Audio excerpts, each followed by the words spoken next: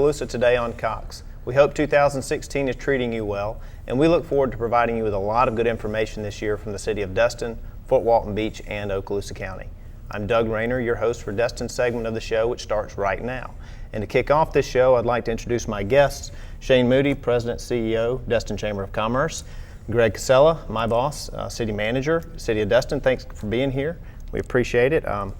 We have a lot to talk about because we're going to preview the state of the city, and that's something we do annually in February.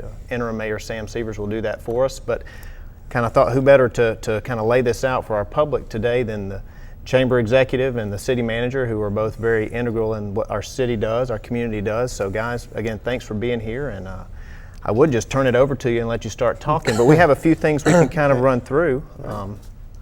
And really just what we'd like to start with is a reflection of 2015, how positive that was. And Greg, you might want to kind of kick that off and set the tone.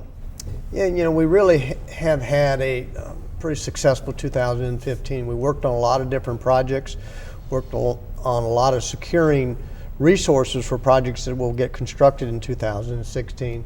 Specifically, we got Restore money, BP money for the renovations at Clement Taylor Park.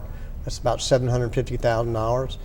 In addition, we've got the Captain Royal Melvin Park on the harbor, another $1,250,000 that Restore will help us fund that facility. It's been in the planning stages for now almost 10 years. So we're really excited about getting that off the ground. And then the real crown jewel has been the identification of the money that we got from the early restoration projects from BP for the Captain Leonard Destin Park.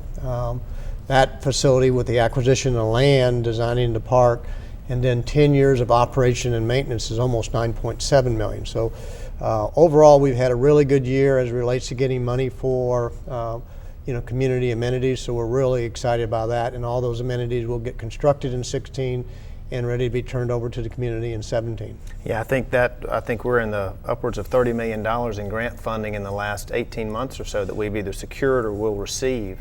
That's a really big deal considering that times are tough and we try to budget accordingly. Yeah, no, it is. I mean, for a community our size of 12 or 13,000 full-time residents, to be able to get that types of resources really will help us as we move forward and again, improve the overall quality of life for our residents. And you mentioned that we received the grants or some commitments last year, and it rolls into 16. There's really no dividing line between the 2 years. These 2 years are going to mesh together with monies received or projects starting and finishing in 16. So we see a lot of finishing work maybe in 16 and then starting up again too. That's right. It's seamless. You get the monies, then you get it designed and permitted, and then you get it constructed, and then it gets turned over for the operation and maintenance of the facilities. Yeah, like I said, a lot of big things have happened. Shane, this is probably a really good selling point for the Chamber when you're looking at economic development and things like that, when your community advances and starts to grow and do a lot of positive things. Right. Yeah. And one of the things that I've said since I got here in 2004, was Destin is a small community with big city amenities. When you look at the things that we have, these two parks that Greg's talking about, the money would just add to the quality of place that we have here. Those are public gathering places. It's better for the residents than it actually is for the tourists. We focus so much on tourism and making sure that the tourists are taken care of, but these parks will be iconic to the residents who live here. And I think that's important because it gives the people who live here something to be proud of, a place to go and meet friends and take their families when the families come in from out of town to visit. And it gives us something to sell along with Greg in the city when we have a business that might be looking to come here.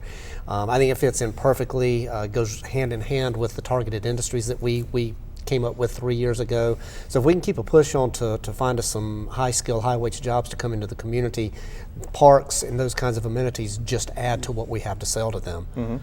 And keeping in the same vein with quality of place and quality of life, last year we saw a code compliance plan that came together. Mm-hmm. Yeah. It was a big deal for the Chamber. I know over the last several years, Bill Lindsley spoke about this a couple of years ago. We've finally gotten that action plan put in place. I'll let Greg start a little bit about what we've done to do that.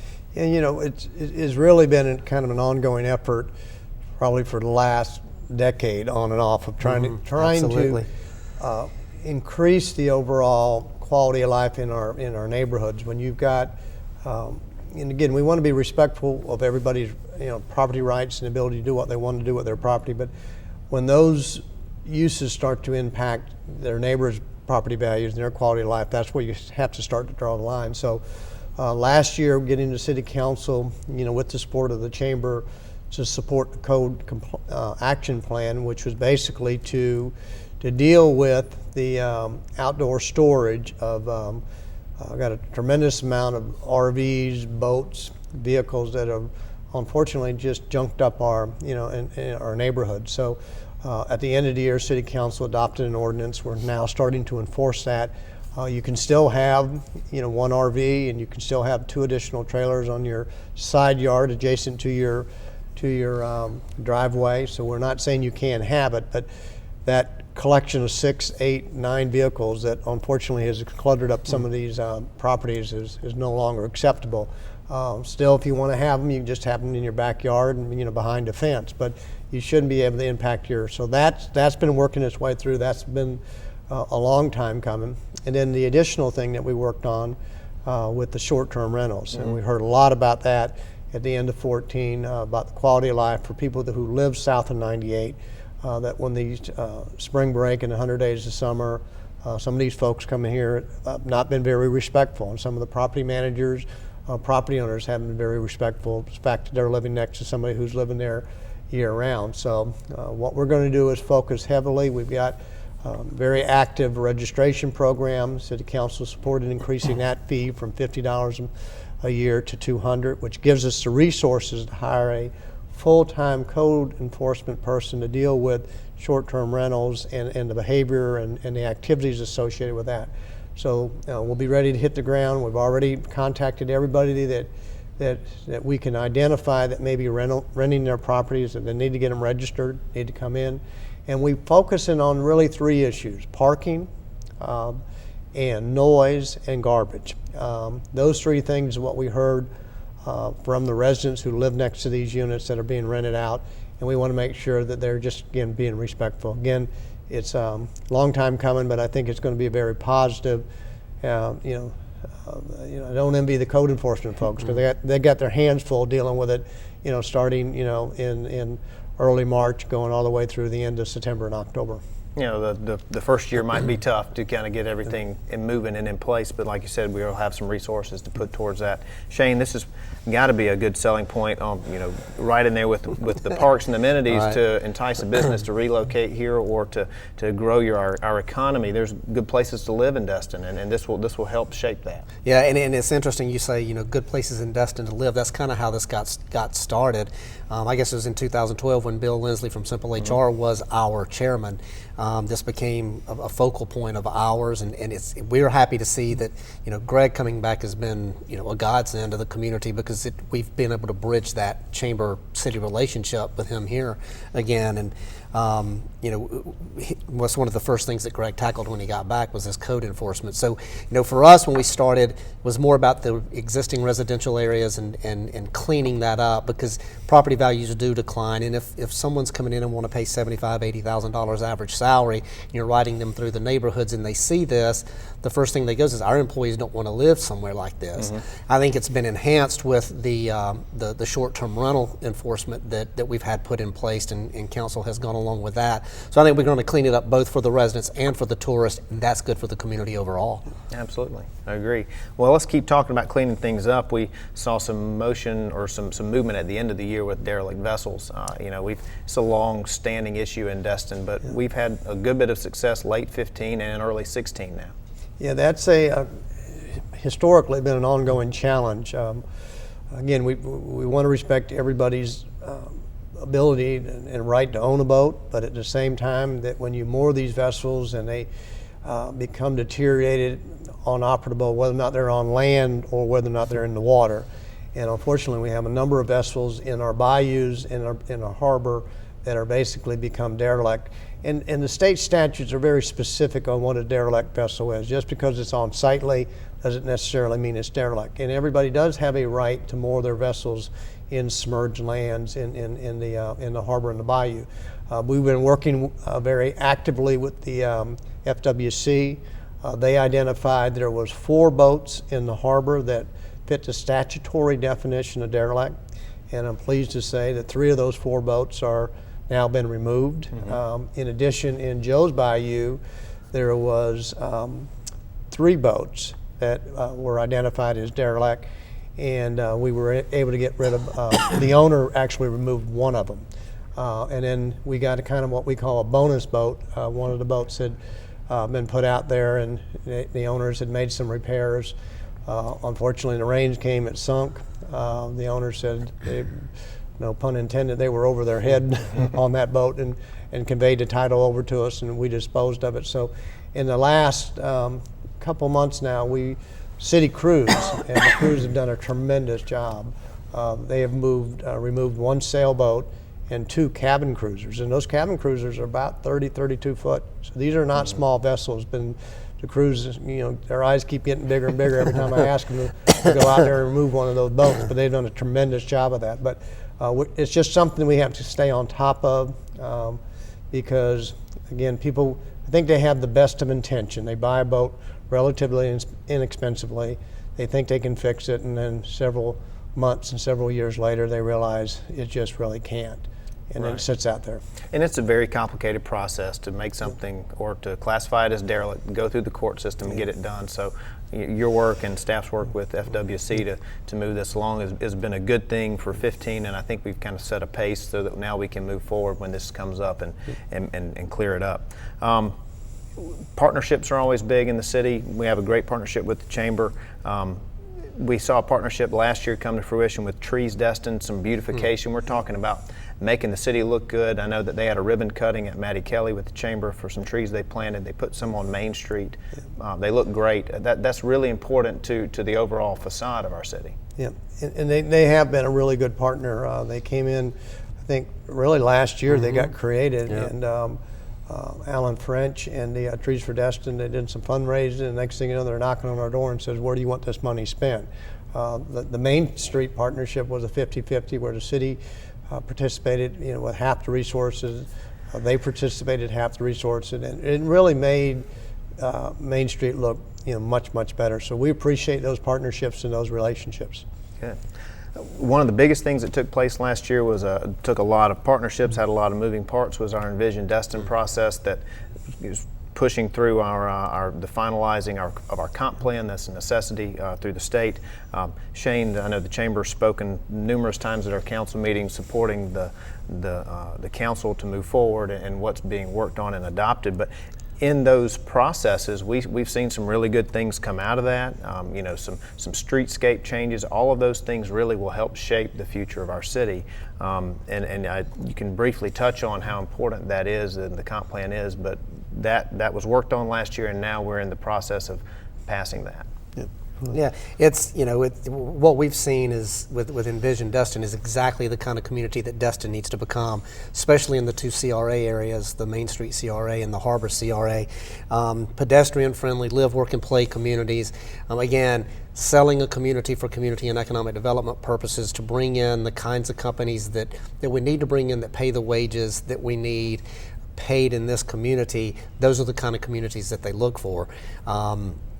It's what I told council when I spoke. There are 4 or 5 studies in my office from the past 20 years, and they're all sitting there gathering dust. We finally have one that everybody has compromised on and believes is a good direction for us to go. Let's take action on this one. Let's not put it in the drawers at the chamber and of the city, or put it on a bookshelf somewhere and let it sit. Let's take action and create the kinds of communities here that we need for the residents and the businesses to come in, and then it will also enhance the tourist experience. That's right. Last May and July, actually, we spent a lot of time working with community partners and the public in general, and really just vetted this thing through. Right. It was really nice to see all of that work its way out and turn into, get to paper where we're now passing it through council, and it's not an easy process, but I think we've gotten to a point now where we have a good product we can look at. The single issue that I've heard that's been frustrating to the community folks is basically the intensity and the height of the proposed buildings. Mm-hmm. And with these proposed changes to the city's comprehensive plan, we've reduced the overall size of these buildings by almost a third. And that's, I think once they see everybody starts to understand what has been accomplished, they'll really like it. It's, it was just with all the infrastructure issues that we have, the needs that we have, we just really didn't have the infrastructure in place to be able to support those that higher buildings as well as intense and dense buildings. And at the end of the day, this really takes into consideration the city's need for multimodal and transportation infrastructure with better streetscapes that will likely lessen the amount of traffic, at least slow it down, make it a more walkable community, which is something we all really want. Let's keep with that. There's some things going on moving forward. With traffic congestion in general, we talk about that all the time, but crosstown connectors moving forward. We have a 3R project, 6 laning of Highway 98. Give us a little synopsis of where we're going with those. Yeah, in the next couple, 3 years, Highway 98 is going to see quite a bit of activity. We're going to be in that pain phase where we plan it for decades, and then we finally get it funded, and now it's starting to get constructed. But basically, DOT will be 6 laning Highway 98 from the county line into Airport Road. They're going to try to do that to mitigate any impact, but there's no way you can do that without having some impact on the community. So we'll start first. Soon after that, then the 3R project, which is basically restriping, resurfacing, renewal from Airport Road to the Marler Bridge. That will get underway. So that will start here in the 2019 timeframe. But this early summer, you're going to see the installation of the 5 pedestrian lights between Airport Road and the Marler Bridge. We've had a tremendous challenge getting people safely across Highway 98. So we'll have one at basically 2 down on the east end in front of Big Kahuna's and Chick-fil-A, 1 down by Beauchamp's and the bank, 1 there by the Marler parking lot, and that will be a gateway into the Heritage Park. And then in the last but not least is they'll convert that flashing light at AJ's into a pedestrian light. So DOT has committed that if we advance to $750,000, and City Council did that in December, we'll be writing that check here in the next several weeks, and they've committed to have those pedestrian signals in by Memorial Day 2016. So that's underway. And Shane, you guys are on the front lines of phone calls and tourist information and even residents having some really nice, safe places for people to cross the road. It's got to be a big deal. Yeah, it's a big deal for us. We've supported safe pedestrian crossings in the harbor, I guess, since Greg and I came in 2004 together, him at the city and me at the chamber. The harbor should be a park and walk community. Again, Envision Destin encapsulates all of that. These signalized pedestrian crossings will help us with that. It's going to be an adjustment for the residents to get used to that, but it will help calm the traffic. And one of the things that's not really talked about in the traffic calming is, 5 or 6 years ago, statistics showed that about 65% of the traffic on 98 was pass-through traffic. They were going from our east to our west or from our west to our east and not stopping and doing business. Calming the traffic, slowing it down, if we can get half of those cars to cross the bay and go east or west north of the bay and then come back across, that helps our traffic situation as well. So it's multifaceted, it's multi-purpose, and we're very excited about what's happening with the pedestrian crossings. Well, again, last year saw a lot of movement in a lot of directions. A lot of things got set in stone. This year, 16, we'll see a lot of things come to fruition or projects get started. Partnerships are key. The Chamber's partnership with the city, vice versa, and all of our other community partners make this kind of stuff happen. Just appreciate it. We want to also encourage everyone who is watching this or spread the word to come out to the State of the City February 23rd at 5:30. I'd like to thank Shane, Chamber, Greg, City of Destin for being on the show to highlight some of this stuff. Come out and support Mayor Sam Seevers on February 23rd, and we look forward to seeing you then.